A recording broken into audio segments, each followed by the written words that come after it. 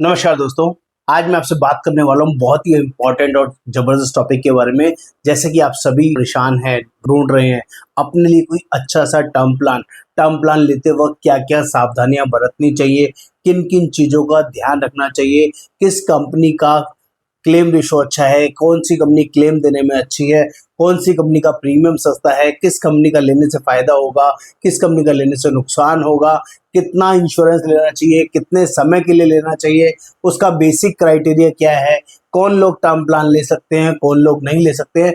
ऐसे बहुत सारे आपके माइंड में क्वेश्चन आंसर्स होंगे और बहुत ज़्यादा कन्फ्यूजन्स होगी, क्योंकि मार्केट में 32 कंपनीज हैं जिसके साथ आप कौन सी कंपनी के साथ अपने लिए टर्म प्लान लेना सबसे ज़्यादा आपके लिए बेहतर रहने वाला है। इन सारे सवालों का जवाब मैं आपको फ्री ऑफ कॉस्ट, हाँ दोस्तों, फ्री ऑफ कॉस्ट समझाने बताने वाला हूँ। मेरा नाम योगेंद्र वर्मा, मैं लाइफ इंश्योरेंस एक्सपर्ट पिछले 28 सालों से इस वर्किंग में हूँ। लोगों की जेन्युइनली हेल्प करता हूँ।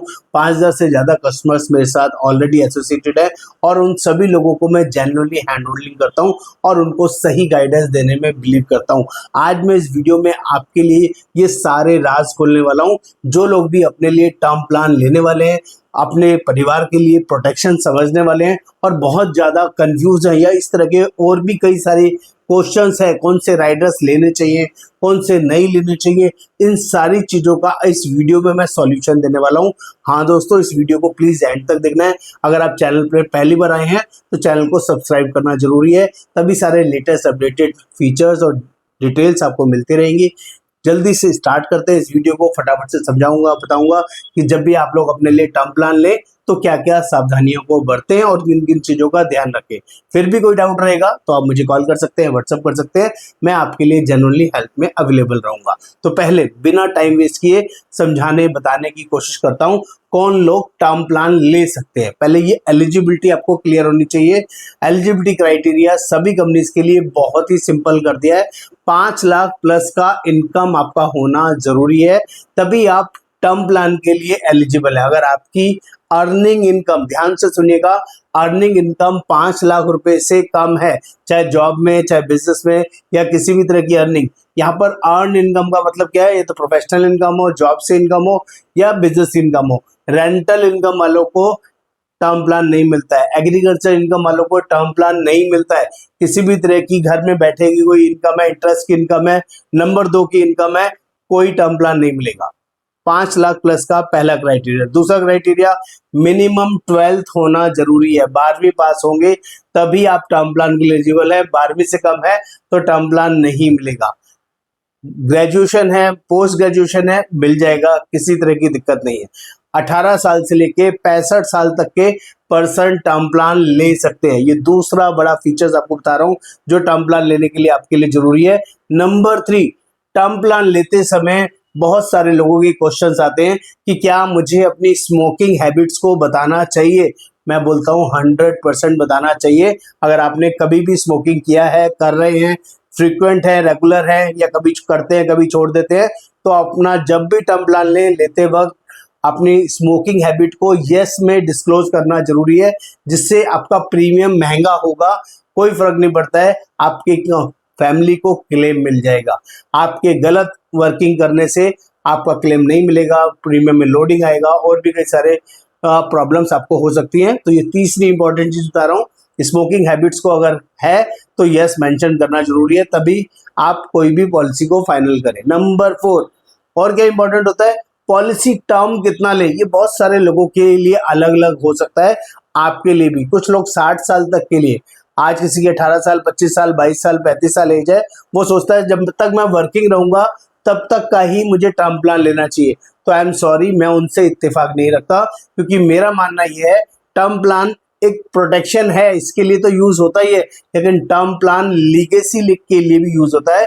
आप प्रॉपर्टी क्रिएशन के लिए भी यूज कर सकते हैं, अपनी एज ए विल क्रिएट करके जा सकते हैं, अपने परिवार को जाते जाते भी एक बहुत बड़ा पैसा देके जा सकते हैं, जिसको टर्म प्लान की तरह यूज किया जा सकता है। तो कभी भी टर्म प्लान के लिए जो टेन्योर डिसाइड करे अपनी लाइफ को प्रोटेक्शन के लिए, तो ज्यादा से ज्यादा करें, ज्यादा अच्छा रहेगा।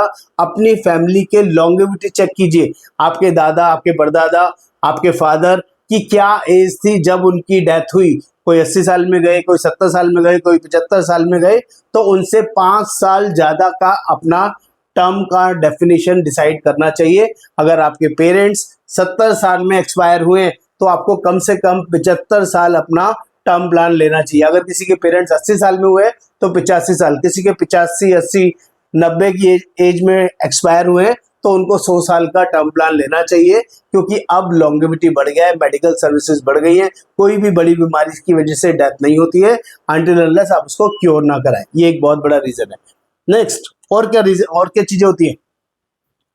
रेगुलर ऑप्शन लेना चाहिए या लिमिटेड ऑप्शन लेना चाहिए, ये भी बहुत सारे लोगों का सवाल आता है। रेगुलर ऑप्शन का मतलब होता है जब तक आपका इंश्योरेंस चले, जब तक आप प्रीमियम भरते रहे। ये बेवकूफ़ी वाला डिसीजन होता है, कभी भी रेगुलर वाला ऑप्शन नहीं लेना चाहिए। मैं माफ़ी चाहूँगा, मैं बहुत अपफ्रंटली गलत वर्ड यूज कर रहा हूँ, लेकिन स्ट्रेट फॉरवर्ड, क्योंकि कुछ लोग समझदारी बोलते हैं, मैं बेवकूफ़ी बोलता हूँ, क्योंकि यहाँ पर प्रीमियम जरूर सस्ता होता है लेकिन सेंसिबल नहीं होता है। आपकी एक गलती की वजह से आपके जो इतने सालों की मेहनत है, जो आप टर्म प्लान को लेकर चल रहे हैं, वो जीरो हो सकता है। 60 के बाद, 65 के बाद, 70 के बाद आपकी कैपेसिटी वैसी नहीं रहने वाली है जैसे कि आप आज की एज में 30 साल, 22 साल, 35 साल, 36 साल, 40 साल की एज में जितने एक्टिवली अपनी बैंकिंग को आप हैंडल करते हैं, जितने एक्टिवली अपने प्रीमियम का ध्यान रखते हैं, उतने एक्टिवली आप 55 के बाद, 60 के बाद, 70 के बाद नहीं रख पाएंगे। और एक बार अगर आप मिस कर गए, भूल गए, बैंकिंग में कुछ इशू हो गया, आपका बैंक चेंज हो गया, कोई भी सिनेरियोज हो सकता है, उसी दिन आपका टर्म प्लान एक्सपायर हो जाएगा आपकी इस बेवकूफ़ी की वजह से, क्योंकि आपने रेगुलर ऑप्शन चूज किया था। तो कभी भी रेगुलर ऑप्शन लेना ही नहीं चाहिए। लेना क्या चाहिए? 10 साल पीपीटी लेनी चाहिए, 12 साल पीपीटी लेनी चाहिए, 15 साल लेनी चाहिए। और ज़्यादा अर्ली एज में आप ले रहे हैं, 22 साल, 18 साल, 25 साल की एज में ले रहे हैं, तो ज़्यादा से ज़्यादा 20 साल की पॉलिसी टर्म लेनी चाहिए। इससे ज़्यादा का पॉलिसी टर्म नहीं लेना चाहिए और अपने वर्किंग स्पैन में ही उसका प्रीमियम पेड करके फ्री हो जाना चाहिए। और आपका कवरेज 80 साल चलेगा, 70 साल चलेगा, 75 साल चलेगा। आपको पैसा सिर्फ 10 साल ही भरना है, 12 साल ही भरना है, 20 साल ही भरना है, 15 साल ही भरना है। इससे आपका 5 से 8 लाख रुपए का प्रीमियम में फायदा मिलेगा, आपको कम भरना पड़ेगा। रेगुलर में उतने साल तक भरते हैं तो मान लीजिए 12 लाख रुपए भर रहे हैं, वही सेम चीज अगर आप 12 साल में पे करते हैं तो कम से कम आपको 4 से 5 लाख रुपए कम भरने पड़ेंगे। ये बहुत बड़ा एडवांटेज आपको बता रहा हूँ जो आपके फायदे की वर्किंग हो सकती है। ये मैंने 5वां बड़ा फीचर्स बताया। टर्म प्लान लेते वक्त आपको ये ध्यान रखना है। नंबर 6, बहुत सारे लोग कंफ्यूज रहते हैं, मुझे कौन कौन से राइडर लेने चाहिए। कोई बोलेगा एक्सीडेंटल लेना चाहिए, क्रिटिकल इलनेस लेना चाहिए, हॉस्पिटल कैश लेना चाहिए, टर्मिनल इलनेस लेना चाहिए। दोस्तों मेरा मानना ये है, पहले प्योर प्रोटेक्शन पे जाना चाहिए। अगर आपका बजट अलाउ करता है तब जाके एडिशनल राइडर पर जाना चाहिए, नहीं तो पहले सिर्फ और सिर्फ प्योर प्रोटेक्शन पे आपके इनकम का मिनिमम 20 गुना इंश्योरेंस होना चाहिए। ये मेरी कैलकुलेशन बोलती है, जो भी आपकी साल की इनकम है उसका 20 गुना इंश्योरेंस आपको कम से कम लेके रखना चाहिए। अगर वहां तक आपका कैपेसिटी इजी है, आप 12 साल का पीपीटी भर के आप 40,000, 25,000, 50,000 का प्रीमियम भर रहे हैं, कंफर्टेबल हैं और आपके पास पॉकेट में गुंजाइश है कि आप क्रिटिकल इलनेस का प्रीमियम भी अफोर्ड कर सकते हैं, एक्सीडेंटल का प्रीमियम भी अफोर्ड कर सकते हैं, तभी आपको राइडर्स के ऑप्शन के बारे में सोचना चाहिए। क्योंकि राइडर लेने से प्रीमियम, खासकर क्रिटिकल इलनेस राइडर लेने से प्रीमियम महंगा हो जाता है, जो सभी के अफोर्डेबिलिटी के अंदर नहीं आता है। तो वो सेकेंडरी है।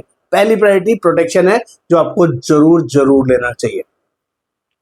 और इसके अलावा और क्या चीजें होती हैं? इसके अलावा बहुत सारी ऐसी चीजें होती है, किस कंपनी का लेना चाहिए, कितना प्रीमियम कंफर्टेबल है। दोस्तों मेरा मानना ये है, बेस्ट 3 कंपनीज के अंदर लेना चाहिए। जो भी टॉप 10 या 12 कंपनीज है उसमें से भी बेस्ट 3 या 4 कंपनीज में ही आपको अपना टर्म प्लान डिसाइड करना चाहिए।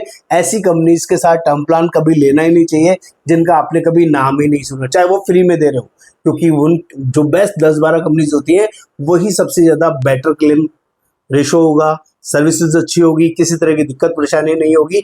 आपको चूज करने में दिक्कत है तो आप मेरी राय ले सकते हैं। हम आपको बेस्ट 3-4 कंपनीज की कोटेशन प्रोवाइड कर सकते हैं। ऑल ओवर इंडिया में ये वर्किंग भी हम आपको फ्री ऑफ कॉस्ट प्रोवाइड करते हैं। आप इंडिया में हो, इंडिया से बाहर हो और ये सारे पैरामीटर्स को आप खुद से चेक नहीं कर पा रहे हो, इसके अलावा भी आपके कोई डाउट्स हैं, कुछ कन्फ्यूजन्स हैं, तो बेहिचक आप मुझे व्हाट्सएप पर अपनी क्वेरीज को लिख के बता सकते हैं। मैं जनरली आपको हेल्प करूंगा।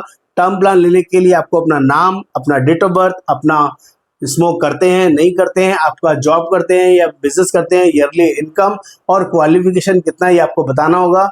इंश्योरेंस कितना लेना है, ईयरली इनकम का 20 गुना मिनिमम लेना है, ज़्यादा जितना मर्जी ले सकते हैं।